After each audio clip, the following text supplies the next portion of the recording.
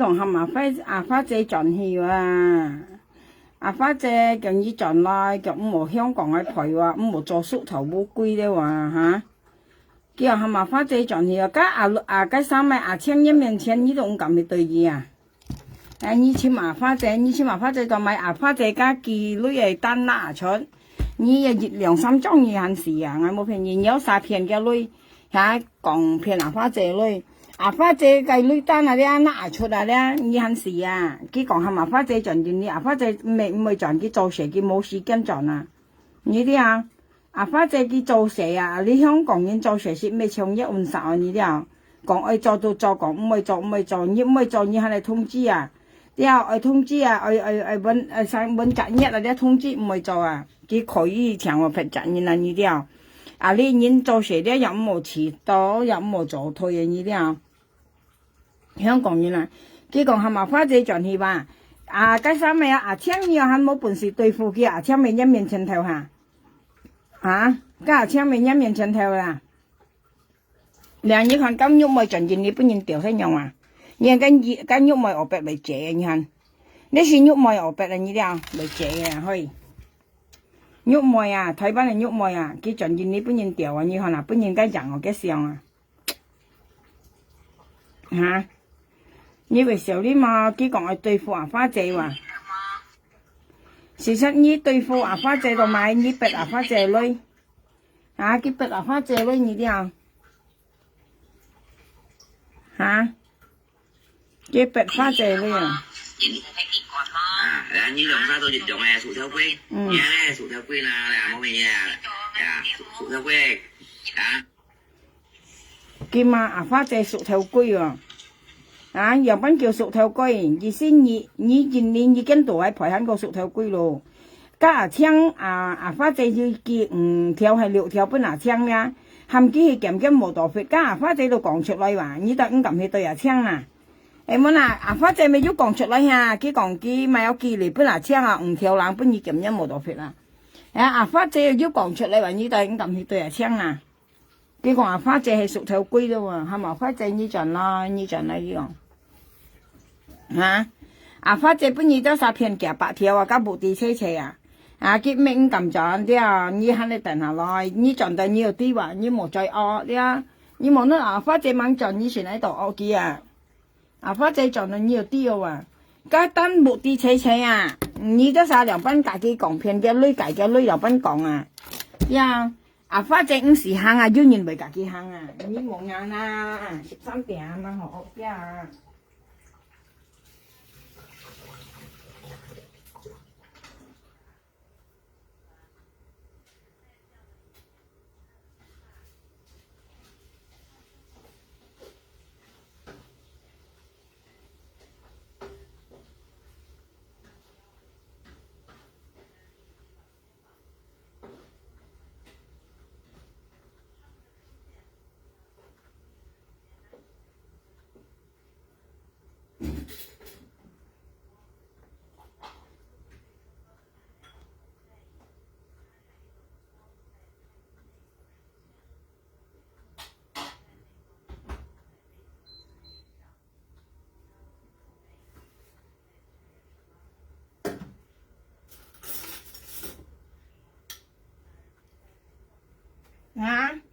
見呢個花姐唔敢賺喎，家佢做工又揾賺有乜嘢？叫佢賺你看以為驚我，你有3片嘅女。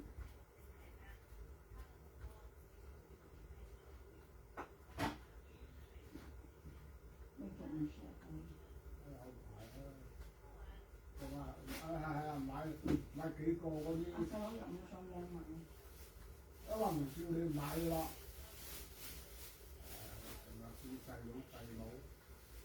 買餸嘢邊你買前你買啲餸而家你買肉貴啲嘢。我而家唔係叫你即刻北京先熱先。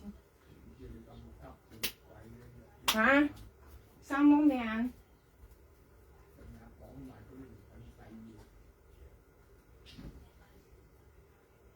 拉個鐵俾佢啦，買啲汽水翻嚟啊！我就唔知係咪問嘅辣椒醬講咩事今日先仲問你點啲貨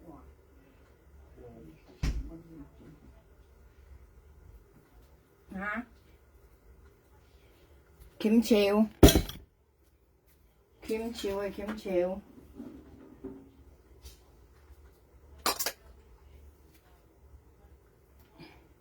cái nước đó à phát chế bị căng kiều à như chọn lại một cho sút thầu bộ cơi khi còn như chọn đây gì nè một cho sút thầu bộ cơi khi còn hả như sao đó như ngay cả như còn đấy du lịch bên trên đó trời có thầy phát chế tiêu dịch bạc theo đấy như都係落暗鏡了như một gì vậy như anh chàng còn chọn lại khi còn phát chế dịch bạc theo đấy như都落暗鏡了點知人家吹2年吹2年賣嘢4年係佢講花姐做縮頭烏龜咧話，縮頭烏龜話，佢講花姐係縮頭烏龜話，花姐係縮頭烏龜話，花姐28條咧，你堂定咧40條，你都係落暗鏡了話，你冇呢樣嘢咧，你冇講係你你最合人嘅花姐28條咧，你落暗鏡落係咯。你車廠家全員歡迎落暗鏡落係啦，你冇你家5時用在28條落去你都落暗鏡了跟你講，叫花姐你將來冇計的牌，冇跟度牌，冇做縮頭烏龜你花姐28條落去咧，你都落暗鏡了你看家全員會30條係落暗鏡落係啦。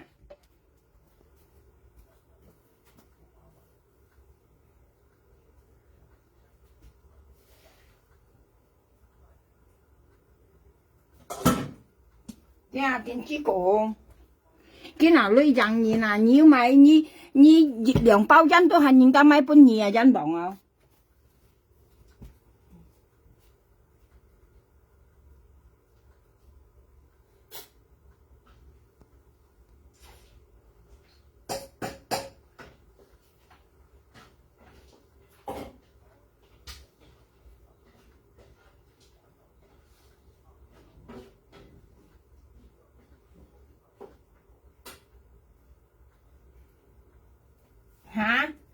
你食量包人係人家本意你假發隻豆氣，你多不笑嘿。朋友間你看下啦，佢食量食人食熱包人都人家本意佢講係嘛發隻撞嚟話冇做縮頭烏龜的話，你睇下佢你落佢啱聽講你看啦。你看你係搞搞笑笑你係搞搞笑笑你看佢啦，你看你食熱包人係人本但係先會Saudara. Nih. Nah.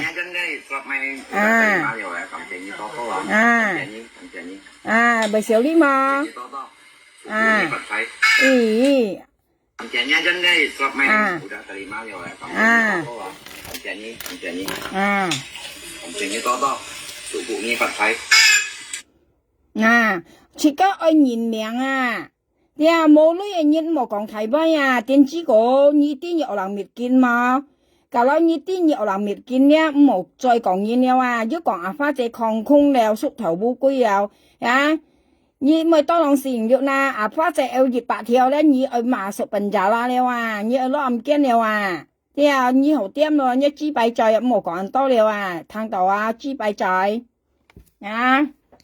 你都唔大話，你講嘢知你講嘢我別空你了不咧，你了解人喐冇仔講啦，你電子買台灣嘅你自己講啦，你冇假花仔講你自己人喐冇仔講台灣嘅個騙出嘛，你熱用用騙出公騙出嘛，騙出嘛喺度台灣咪少啲嘛騙假花仔咯，台灣本嘢係衰bởi vì hết là trả nhau phiền thật mà cái phát ra mấy cái sao mấy càng mấy áo ngay lỗ công như thế ngay lỗ công thế ngay lỗ công tầm bà là đầu tí thế cái còn nhìn lại như đường sao都係phiền thật nhìn cái tại như lỗ công kia phiền thật nhìn nè từ lỗ công phiền thật nhìn mà như phiền nhìn là lối ngay phiền nhìn lối cái xong sai lỗ công đấy không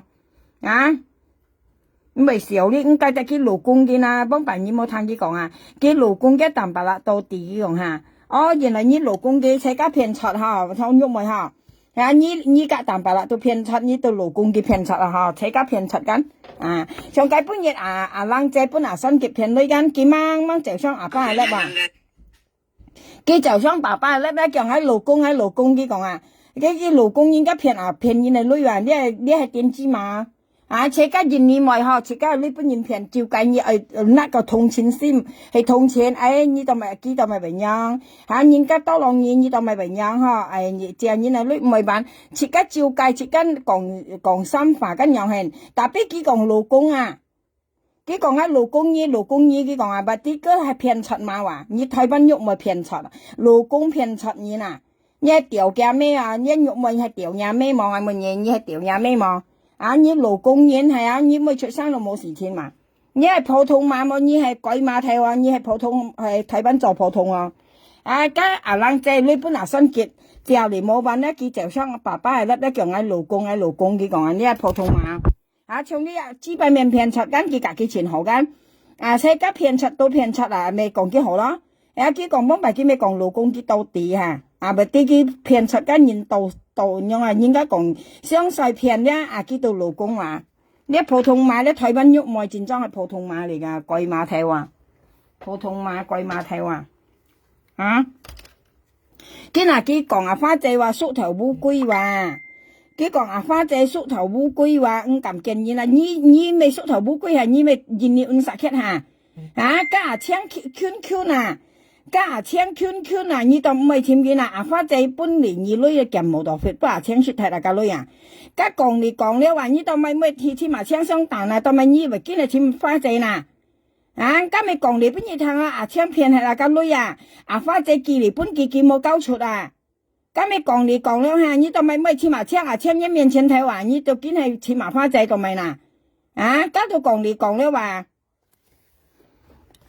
花仔要本二女咁一冇到血咧，5條係6條基本簽過嚟簽佢冇交出本佢雪係啦，見到到花仔冇緊意講見到到呢件事冇人啲簽減係家女佢嗱講本嘢聽嘢但係簽埋簽翻嚟，你到就講花仔縮頭烏龜，跟你又唔以為養縮頭烏龜，冇嗱你簽埋簽，你都咪簽埋簽嘢辦眼冇嗱你係埋簽辦陣嘢，家女嘛花仔咪講本嘢簽我嚇，家生到要叫本嘢話，佢講家冇鋪做盡啲簽鋪簽佢講嘅，花仔講係乜佢騙花仔實俾家女花仔寄嚟本簽了你咪按電啫，到去到就啦，講花仔咧，家家嘢意思簽定你夾唔到，來逼花仔本嘢你愛彈，慢慢彈你兩班筆都冇本嘢跟你講你兩班筆花仔都冇用你筆一下俾你兩班筆都冇用花仔嗌含劍無탕一田飯，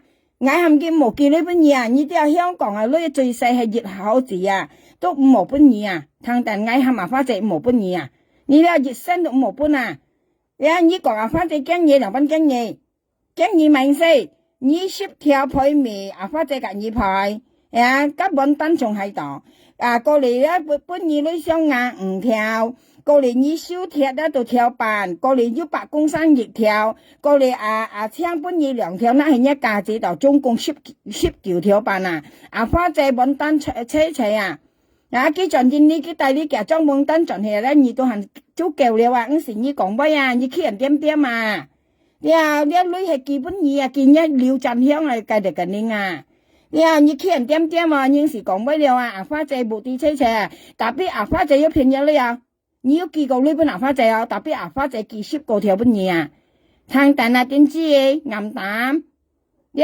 一點知號埋夠了啦你嗰度你有乜花仔咪驚你你家10隻蛋白落來幾多萬驚你企定你花仔熱8條低話出嚟你落暗鏡落去咯你啲花仔低熱8條你度落暗鏡落去了你冇見喺度咪有1斤袋埋1點知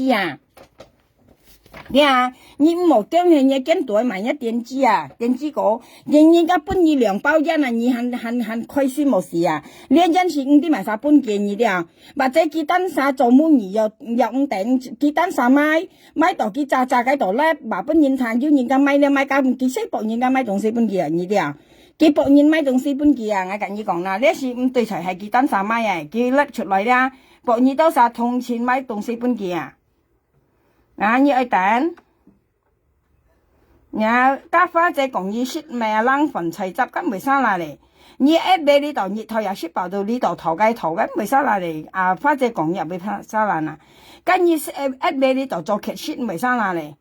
你呢度啊啦，呢啲啊啦，13點啊，你先你做劇室啊啦，未？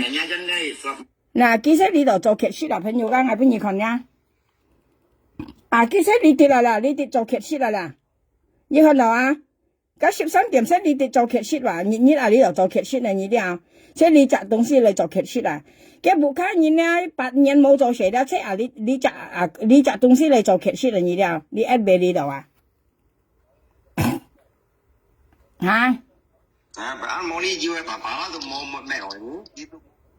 其實你哋做劇出嚟，你都有你一味呢度啊！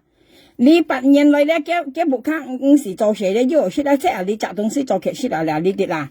你啊，即係你哋賣嘅電子話，你隔煙頭雞隔煙隻度冇辦唱機，本日講隔煙家隻5條，家要講隻4條，你都冇條路冇條冇路，你隔係曬隻，你要賣曬隻乜嘢？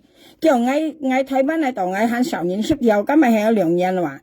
你上年加10條啦，2年係冇辦啊，你要講係隔煙隻女，家車搶樣老虎隻豬隻度冇辦啊。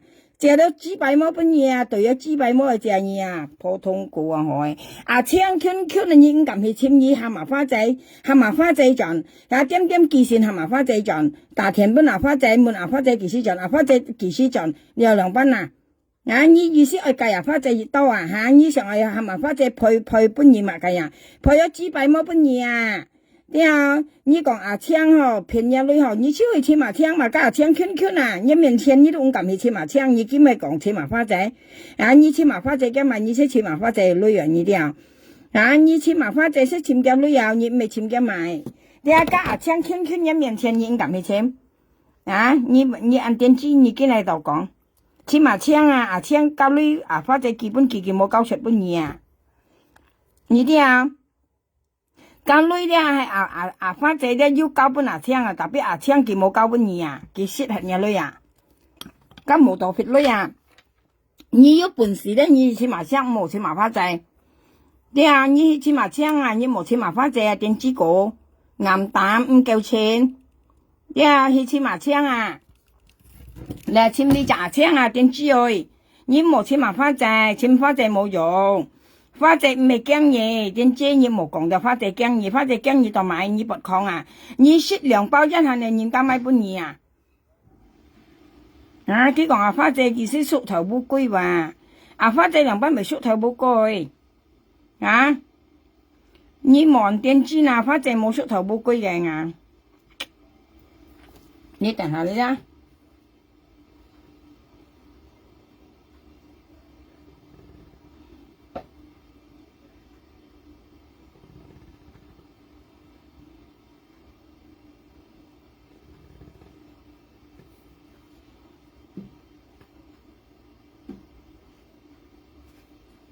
等嚟呀，免肉減香啊！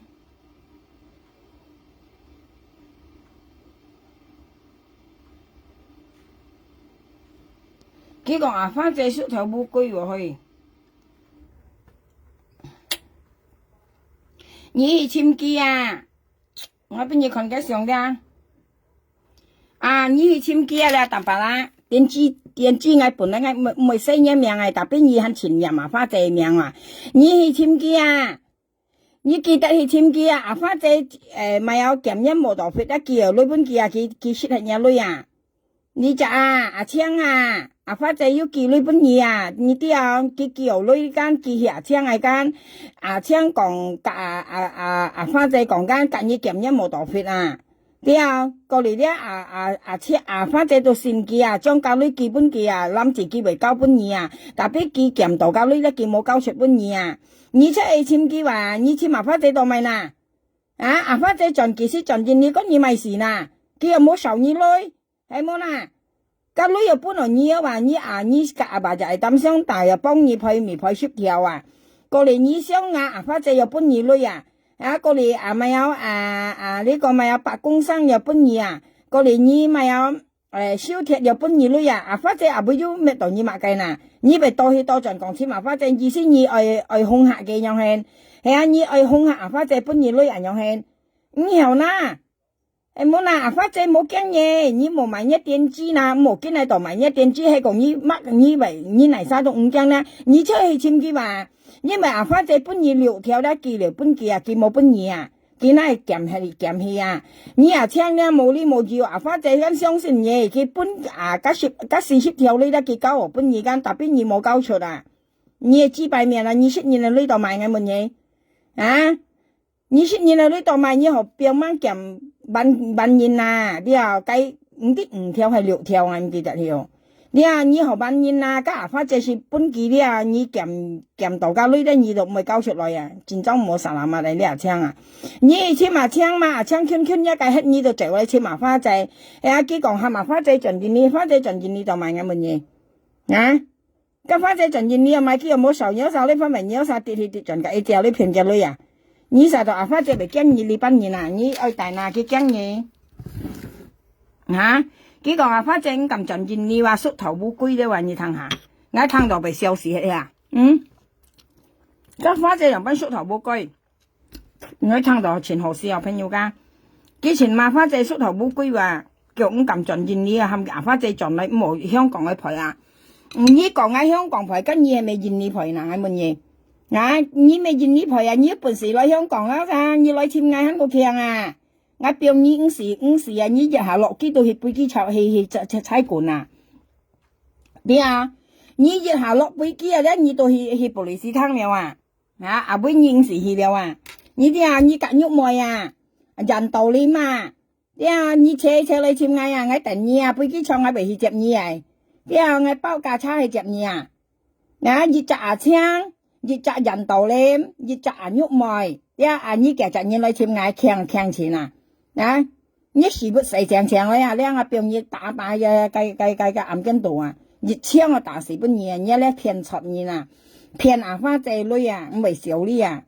你啊騙出馬騙出公啊！你騙出咧對你本事，特別你冇大眼命啊！成日講嘅咧講嘅家啊，從今下咧家點知股啊新舊樣嘅咧見冇好書啦咧，見人你做嘅阿花仔女嘛！啊！你買有咩知啊？你簽工作啦，你實到你人樣買嘅都實為記你本嘢，你愛等。你啊，你何愛簽乜工去做啦？你實到人樣買，人樣不人跟人出嚟驚嘢，又記你本嘢嚇。你啊咩知啊？何啊不要人長你時做工嚟，啊分鋪子唔愛惜啊！啊你啊跟隊買一電機啊，肯講啊花仔縮頭烏龜咧話。啊！阿花仔做蛇咯，菜你都熟啊，你都做蛇啊，像你啊，要分鋪tiền時做啊，跟隊嘛，啊，肯撳啊，阿花仔咧話，阿花仔要嫌你啊，佢要爭二女啊，要受二女啊，啊，阿花仔要受二女啊，要嫌到你啊，你咪見你做二女嘛意思，逼阿花仔分半二女又係，啊，對咗支幣摸半二啊，支幣摸對半二啫，你係支幣摸嘛？對支幣冇本嘢，你含一喐咪對我白冇本嘢咪好啊？你按白尺啊？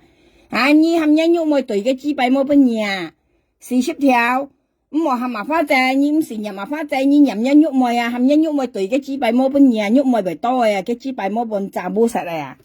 啊，含一喐咪對支幣冇啊？喂，你冇講阿花仔啊？阿花仔冇你經驗嘅命啊？佢冇受二女啊？你冇經驗花仔命啊？花仔冇受二女啊？呀？呀，你40條咧，你唔是日識爆喺度nhầm啊花仔命啊花仔見冇受二女啊！呀，你女仔含一喐咪啊，嘅對嘅支幣冇本嘢啊，你含喐咪對支幣冇啊！呀，40條啊，你冇nhầm啊花仔命，你自衰年啊，你nhầm啊花仔命咧，啊花仔本你自衰啊！呀，小呢年啊你啊，劇色。啊，花仔講嘢啊，你啊識咪啊冷粉菜汁嘅嘢啊，你啊做劇識嘅話，花仔講嘢啊，啊咪多浪成了啊，學夠了啦，唔好跟人咬晒命了啊，你啊40條學夠了啊，小李啊，你啊你冇點人咬晒命，你愛女咧，而且隔日喐眉頭啊，隔日台灣係普通話喐眉頭啊，你啊你記性大田隔幾頭，叫咩勞工嘢啊，當咪以為兼做花仔你嘛。你愛女隔日喐妹啊，隔日台灣係普通話頭女啊，40條，你唔一台灣人喐賣啊，普通話喊佢叫你本嘢對嘅幾百冇本嘢啊，幾百面啊，好誒。